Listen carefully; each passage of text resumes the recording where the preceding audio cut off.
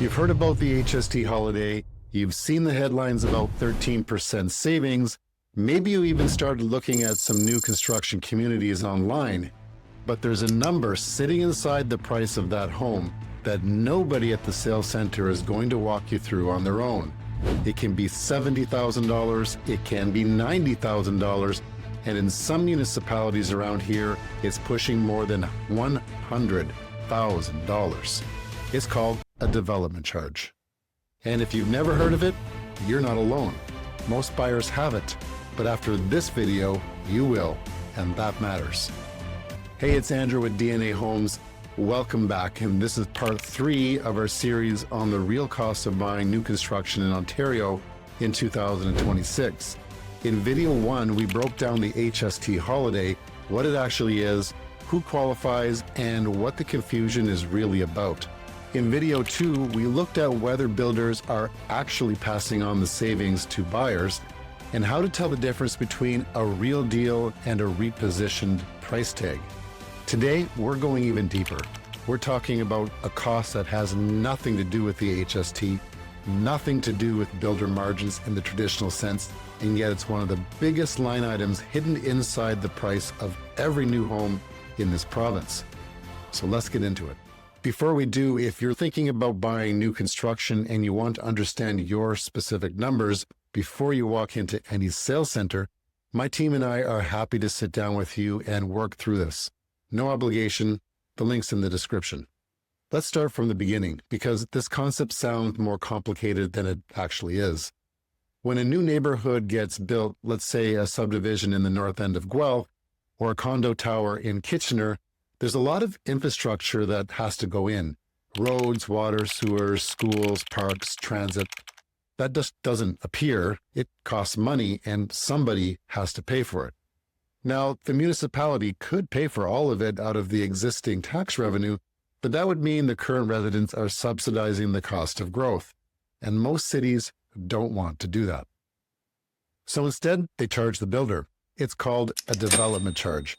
Essentially a fee the builder pays to the city for the right to build to help fund the infrastructure that the new growth requires. It makes sense. Here's the part that matters to you as a buyer though.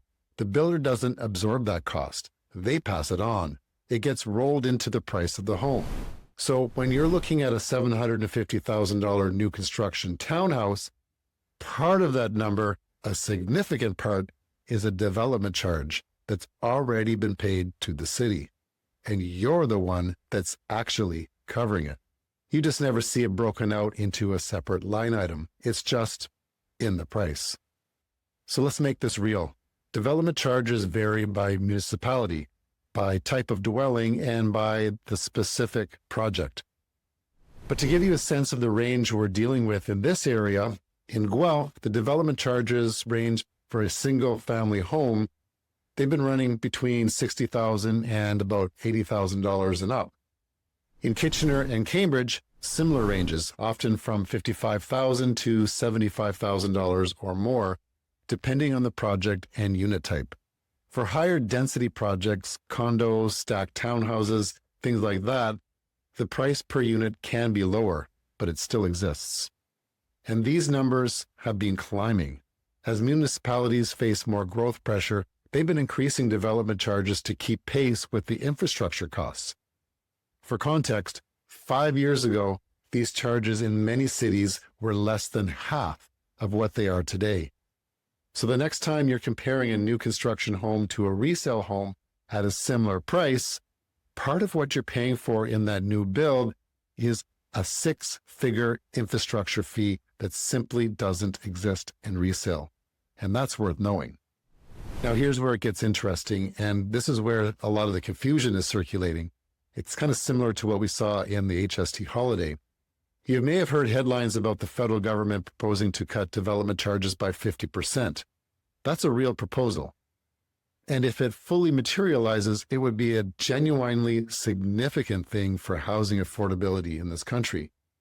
But, and this is important, here's where the proposal actually stands. First, it's proposed, not implemented. As of right now, this is a policy proposal, not law. It hasn't been fully rolled out across Ontario municipalities. Some cities are further along in the discussion than others, but if you're buying a home today, you're not automatically benefiting from a 50% development charge reduction. Second, it requires municipal buy-in. Here's the structural challenge. Development charges are set by municipalities, not the federal government. So even if the federal government wants to fund a 50% reduction, each city has to participate in the program. Some municipalities are enthusiastic, some are resistant, because those charges are a significant revenue source for them, and reducing them means finding money somewhere else to pay for the growth infrastructure. So the participation is voluntary, and voluntary means inconsistent. Third, the funding model is still being worked out. The proposal generally involves the federal and provincial government stepping in to compensate municipalities for the lost revenue. So cities aren't just left with a hole in their budget, but the logistics of that transfer, the timelines, the conditions, all of that is still being negotiated and implemented in phases. Okay, so what does that mean practically? If you're in a municipality that has signed on to the program, great. That's a real benefit worth understanding. If you're in a municipality that hasn't, or one where the implementation is still pending, you're likely still paying the full development charge rolled into your purchase price. Again, this is exactly why having someone who knows the local landscape matters when you're buying new construction, because the answer isn't the same in every community. So unlike HST, which is a tax rebate, development charges are a structural cost of building homes. They don't go away with the government announcement. They get negotiated, phased in, and implemented city by city. And until that happens where you're buying, they're in your price. Let me zoom out for a second, because this isn't just about your specific purchase. It's about the broader housing market in this region and in this country. Development charges are one of the reasons builders are cautious about starting new projects right now. When you add up the land cost, the construction cost, development charges, and soft costs, the math on building homes at prices people can actually afford gets very difficult very quickly. If development charges come down meaningfully and stay down, it changes what builders can viably build and at what price point. That matters for supply, and supply ultimately is what drives affordability over time. This is why you're seeing some of the builders in certain municipalities moving faster than others right now. If a builder is in a city that's participating in development charge reductions, they have more flexibility on pricing and could potentially move units faster.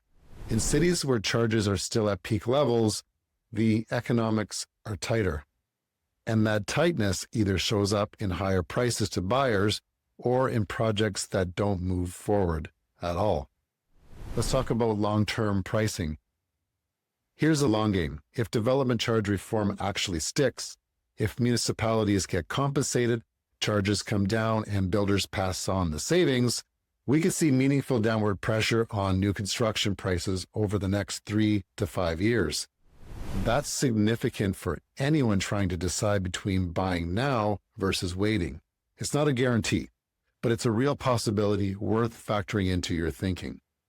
Okay, let's bring this whole series together, because if you watched all 3 videos, you now have a picture of new construction costs in Ontario that most buyers and frankly some agents don't have. Here's what we covered. In video 1, we covered the HST and how it's real, but it's not one simple 13% cut. It's 2 separate programs, and only one of which is fully in place right now. Not everyone qualifies, not every home qualifies, and the price range rules are on a sliding scale, not a hard cutoff. In video 2, we talked about how builders are responding to the HST charge in 3 different ways. They're either adjusting, they're holding, or they're using it as market leverage. Knowing which category your builder falls into is the difference between a real deal and a great-looking brochure. In video 3, which is this one, we talked about how development charges are a structural cost baked into every new home. and they're ranging from $60,000 to $100,000 or more in this region. They're not going away with a single announcement. The proposed 50% reduction is real, but incomplete, voluntary, and it goes city by city.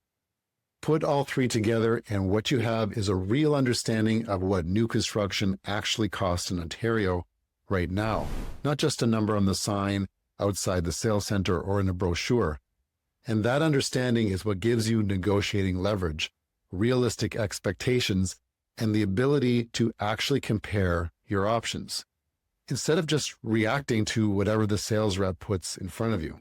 If you've got questions about your specific situation, your budget, your timeline, whether new construction even makes sense for you right now versus resale, my team and I are here.